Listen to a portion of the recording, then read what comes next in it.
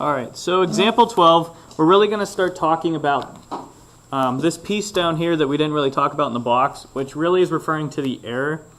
So we know that we can get a sum, but with this, we can't actually determine what it actually converges to, but we can find an error bound within a range of where it can converge.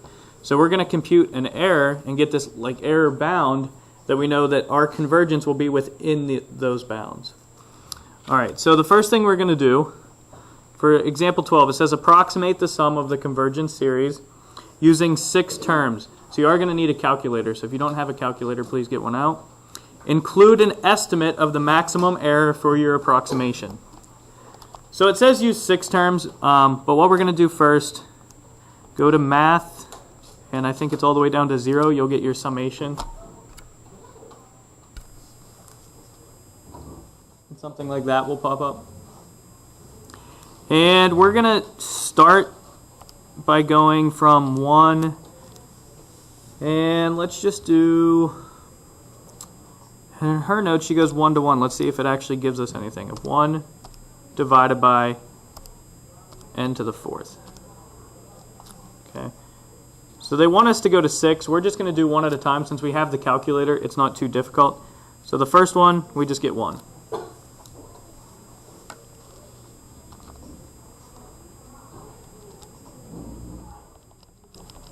Then let's go back into it and change that to 2.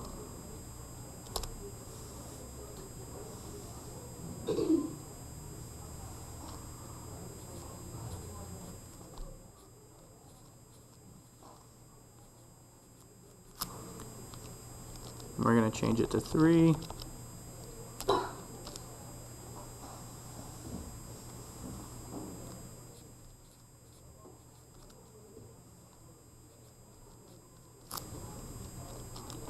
And do this all the way up to 6. Because they told us to use 6 terms.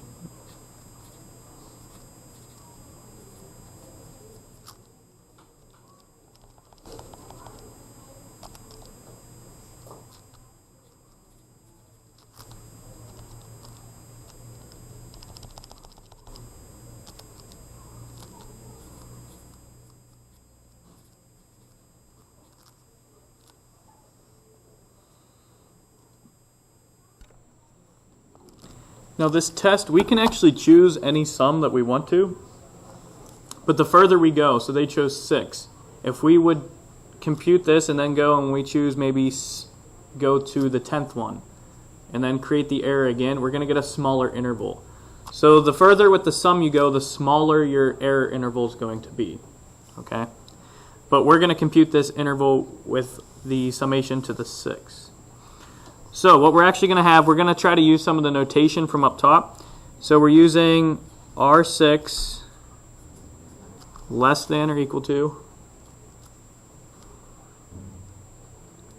And from up above, it's telling us to take an integral. That's from up in the box.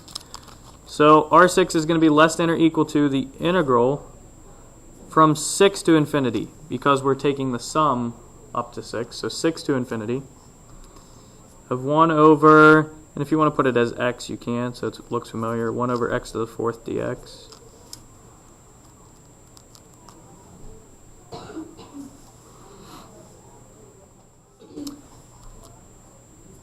And if you compute the integral, you get what? You can move that to the top.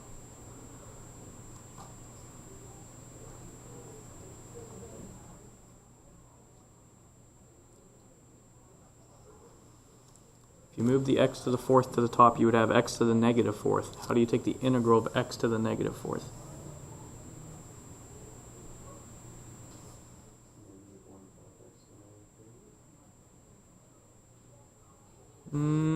You're close.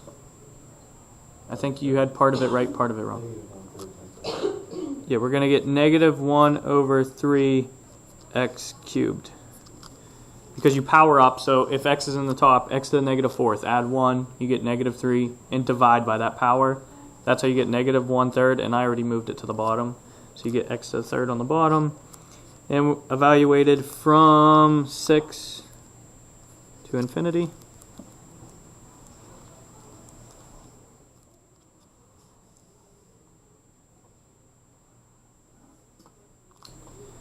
Okay, if we evaluate this at infinity, it's going to give us what value?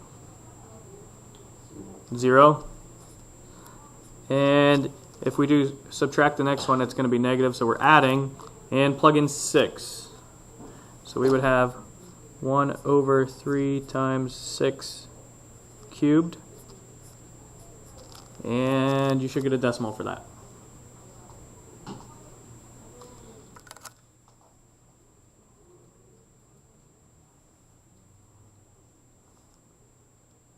What is your decimal?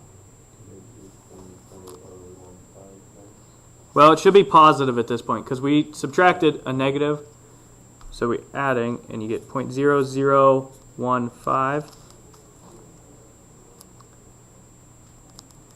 And does anybody know what this number actually represents at this point, or are we not sure?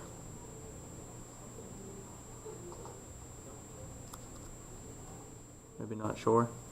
So this number we're actually going to label as, this is going to be our max error. Max error.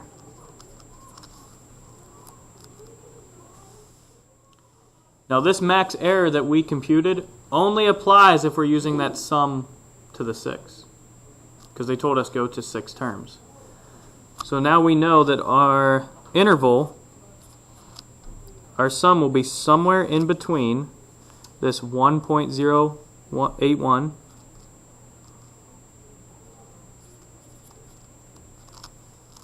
and what? If this is our max error, what do we have to do? We know it's going to be between this and what number?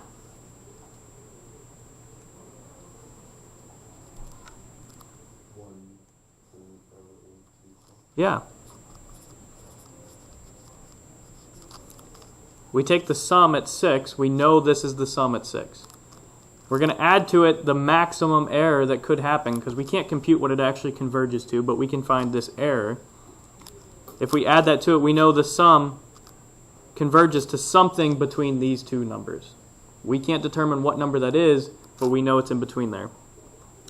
And like I said, if we use more terms, we can get closer and closer and close that interval up. We can't exactly get what it is, but the interval will keep getting smaller and smaller.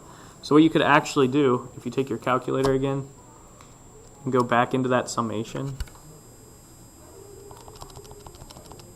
let's test, let's just say 999.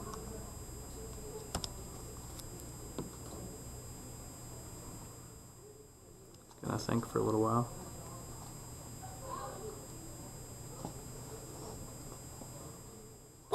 Okay, I get 1.0823. Is that within my interval? 1.0823. Yeah. It's within the interval. So I could do this process again, find an error, and that interval is going to get smaller and smaller, and we're going to go out more decimal places and more decimal places, but we're never going to get exactly what that converges to, but we're going to make that interval smaller and smaller. So we can see that it was within that interval, though, if we tested 999. So are we saying that it converges somewhere between that? Yes. We don't know the exact number it converges, and we can't find that actual number, but we know it's between these two numbers. Because we know, when we calculated 6, we know it's this. We used a calculator. We know 6, the sum using 6 terms is 1.081. And we calculated using this error from up above, taking the integral. The maximum error for this problem is 0.0015, so that is the interval. It has to be between there. We don't know what the number is, but the number that it converges to is between those two. Okay?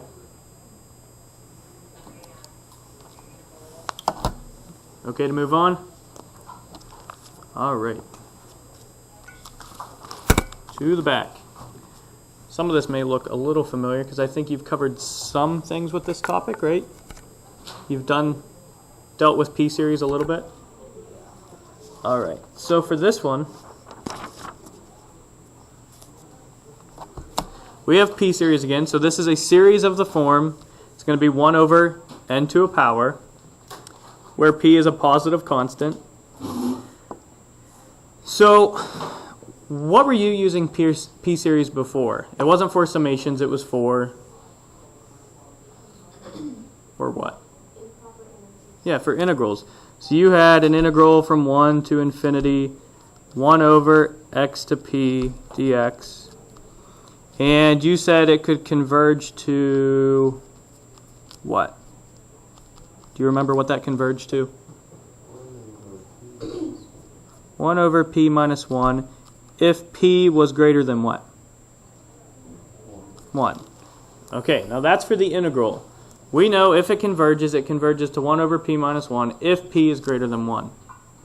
Well, with the p-series test for the summations, if we converge, we cannot say that it converges to 1 over p minus 1. So just try to remember that is only for the integral, okay?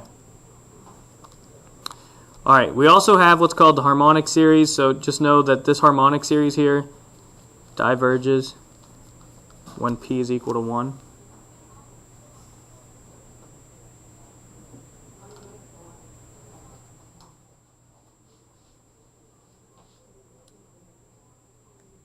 Alright, so based on your experience, we're going to fill out the table below.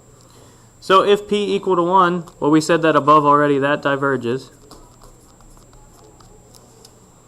We have the summation from 1 to infinity of 1 over n to the p. If p is less than 1, what happens? If p is less than 1.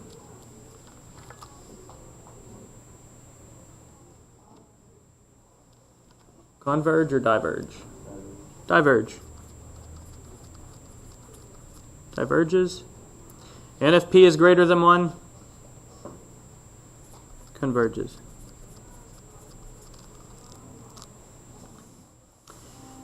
Very important below C, so that kind of refers back up to what I said about converging. If you read below there, it says, note, if the p-series converges, we cannot find its sum. Frowning face. We can't find its sum. So with these tests, it says this is more often the case than not. So through the numerous tests that we're going to go over, some of them, yes, we can find what it actually converges to. We can with the geometric series, but there are also some tests where we're not going to be able to find it, like the p-series test. All right, so that covers it all. Let's actually dive into an example of it. So the first one, letter A. Can we make this one look like a p-series?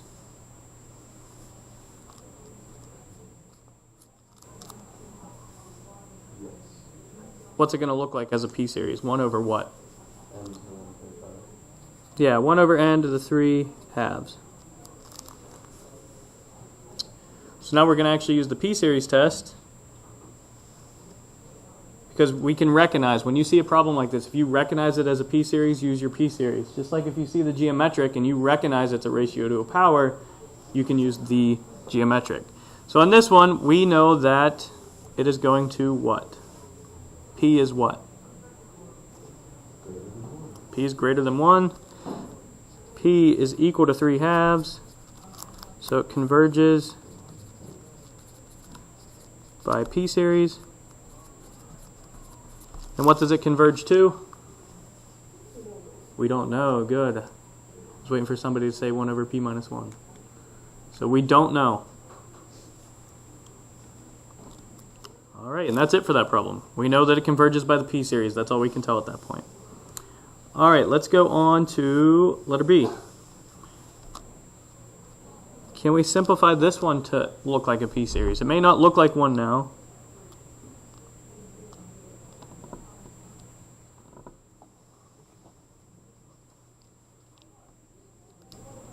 But can we make it look like a p-series?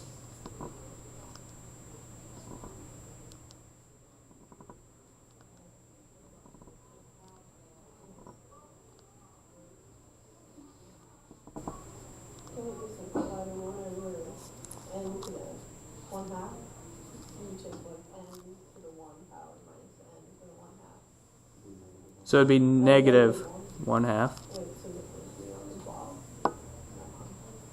Yeah, it would be on the bottom. So if you simplified it, the 1 minus the 1 half would just be n to the 1 half in the numerator. But if you want it to look like a p-series, it has to be on the bottom. So the power becomes negative. So we're going to actually do this problem two different ways. We're going to go with the way we have right here, the 1 over n to the negative 1/2. And what do we get as an answer? Okay, diverges by p series. And you can write to, we didn't write, but p was equal to negative 1/2. That way you know it was less than 1. Does anybody see any other way that we could possibly solve this problem? Any previous tests we've learned?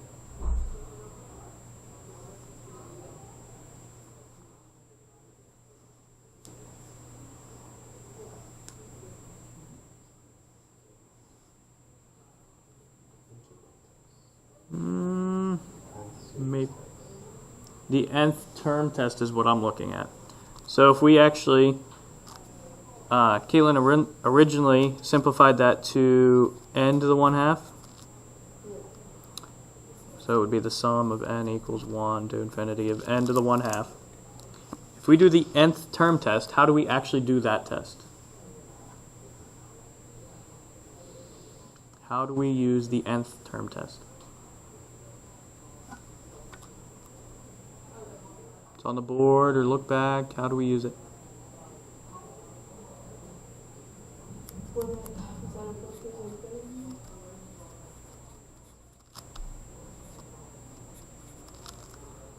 So what would that limit equal?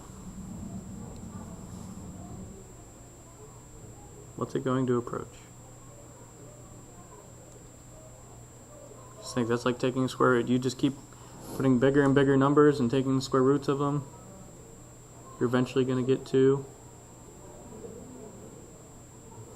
infinity. Exactly.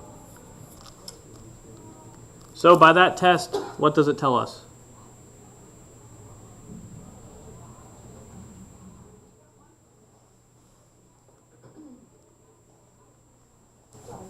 Yeah, it wasn't equal to 0, so it diverges by nth term. The nth term test. So we just showed with two different tests that that one diverged. We used the p-series because we could make it look like a p-series, but we could also use the nth term test. So some of these you see can overlap. There may not always be just one test that works. Somebody may find another way. Okay? Now one way may be easier in some cases, but it's not always true. All right, let's go ahead and look at letter C. Again, can we simplify this one?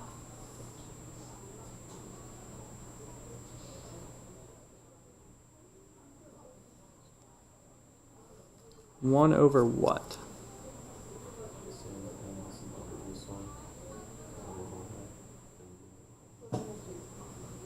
Yeah, this time it's going to be positive because they're flip-flop. So when we subtract, this one will actually be 1 over n to the 1/2, not negative 1/2. So p is equal to 1/2. What does that tell us?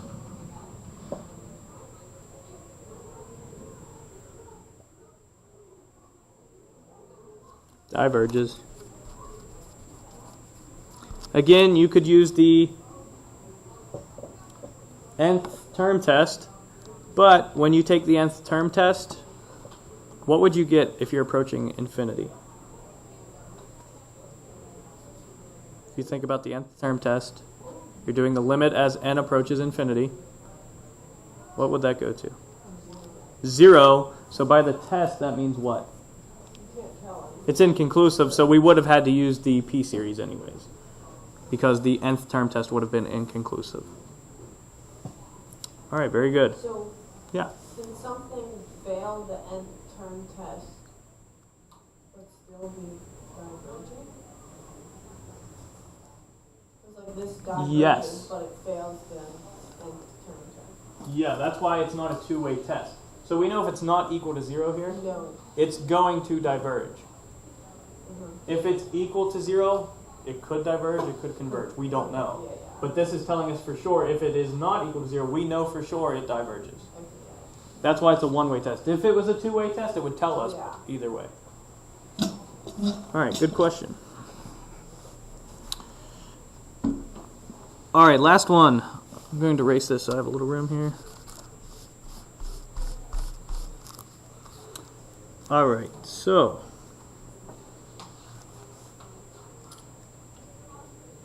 can we make this one look like P-series? You just pull all those lines out. You could, yeah. So you could pull, 1, 2, 3, 4, 5, 6, 7, 8. There's 9 of them, so I'm just going to write there's a bunch of 9s in front of the summation.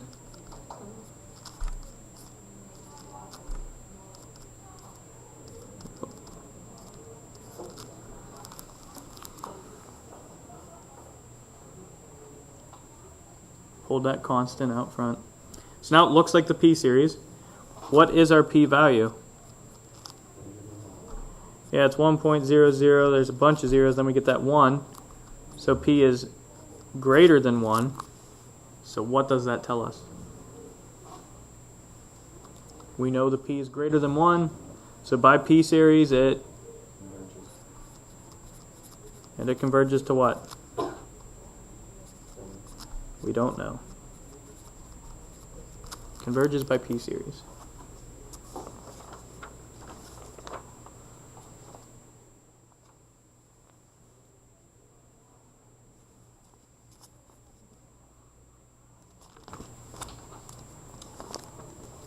Any questions about those examples or that test?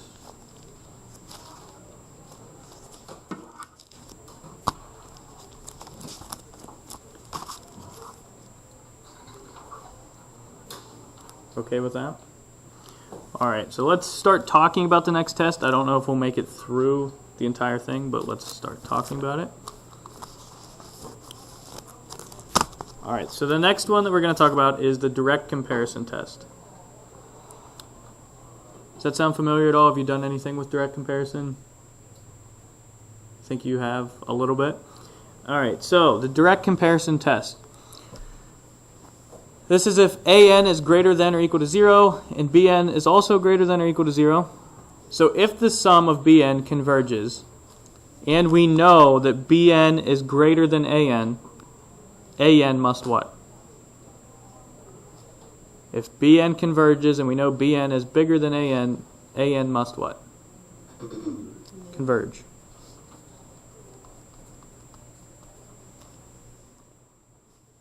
Or converges.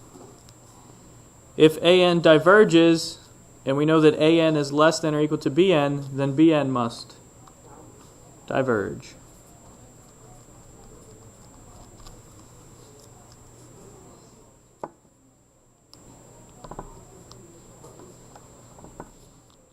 Alright, seemed like a pretty simple test. As long as you can tell one, you should be able to tell. Now, what if bn diverges? Can we tell anything? No. If bn diverges, we don't know what's going on with an. And if an converges, we don't know what's happening with bn. So it's only these two that they state. We know if bn converges that an also does, and we know if an diverges, bn also does.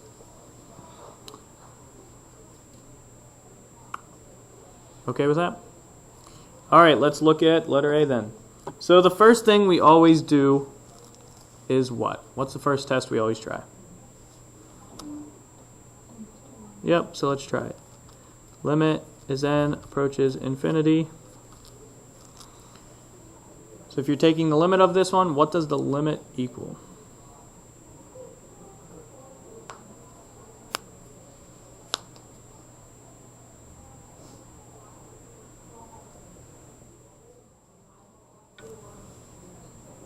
Go ahead. Yeah, the limit is equal to 1. So by that test, what does that tell us? Diverges. By nth term test. Do we have to go any further? No, we're done. We know that it diverges. So we didn't even have to use the direct comparison test.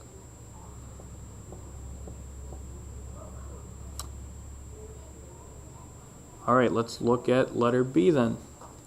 So without actually writing it down, let's just think about the nth term test. If you would take the limit as n approaches infinity, what would you get as your limit? 0. So we know It's equal to 0, so we can't tell. All right, so we're going to move on. Well, we're using the direct comparison test, so that's what we need to use. So we know that we're going to be comparing 1 over n cubed to something. What do you think we're going to compare it to? 1 over n cubed plus 1. What do you think we're going to compare it to? 1 over what? Yeah, we're going to compare it to 1 over n cubed. 1 over n cubed. Now which one's bigger? 1 over n cubed or the n cubed plus 1? Yeah, the 1 over n cubed. As you make the denominator larger, the number actually becomes smaller, so it's going to be less than or equal to 1 over n cubed.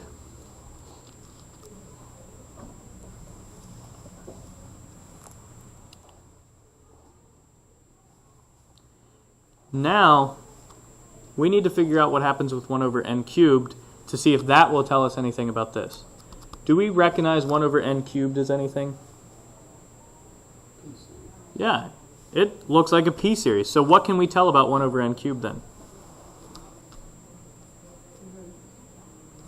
Yeah, the sum is n equal from 1 to infinity of 1 over n cubed converges by p-series.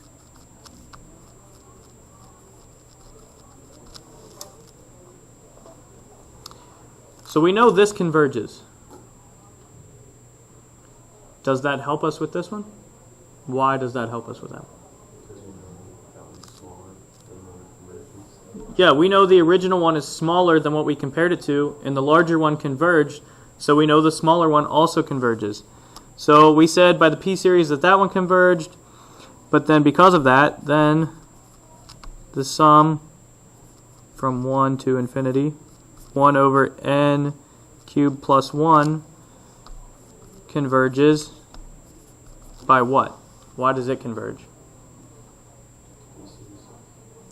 That one converged by the p-series, but why does this one converge? Direct comparison test.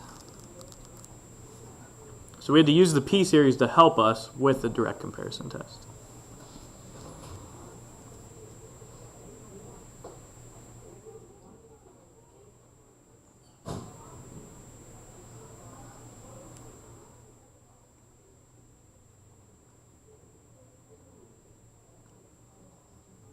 Ready for the next one? All right, letter C. What do you think we're going to compare this one to?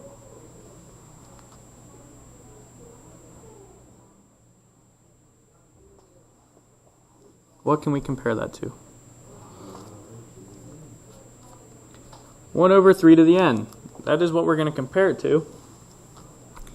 So we have 1 over 3n plus 2, 1 over 3n. Which one's bigger? 1 over 3 to the n. Okay. Now, can we recognize this? What kind of test are we going to use to find if this diverges or converges to help us? Does it look like a p-series? No, not quite. Is there any previous tests that we've done that maybe can help us?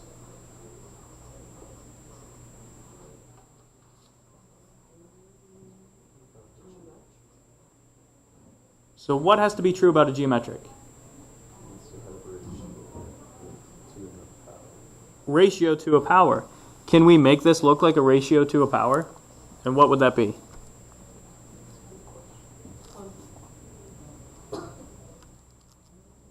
We're so close. But we need that whole ratio to a power. So how can we make it look like a ratio to a power? We did do something like this.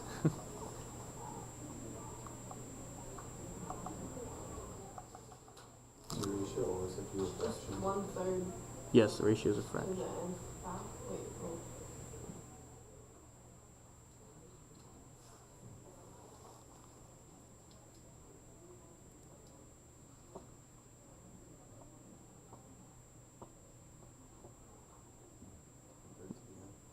Yeah. 1/3 all to the nth. So if we were to reduce this, the n goes to the 1, so 1 to the nth is just going to be 1, and then 3 to the n, so it would look the same. So it's just 1/3 to the n.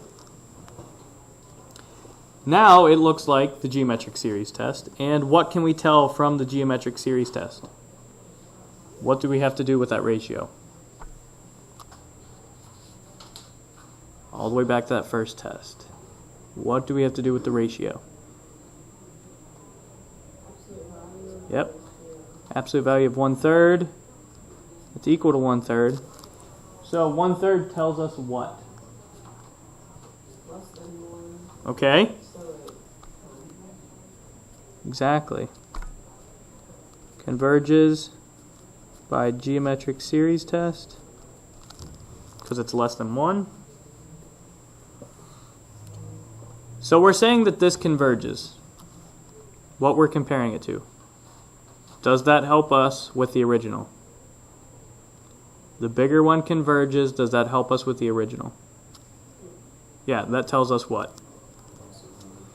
Yeah, then the sum from n1 to infinity, 1 over 3 to the n plus 2 converges by what?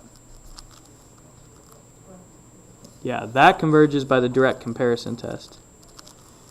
We used the geometric series to help us in the beginning with what we were comparing, but this actually converged by the direct comparison test.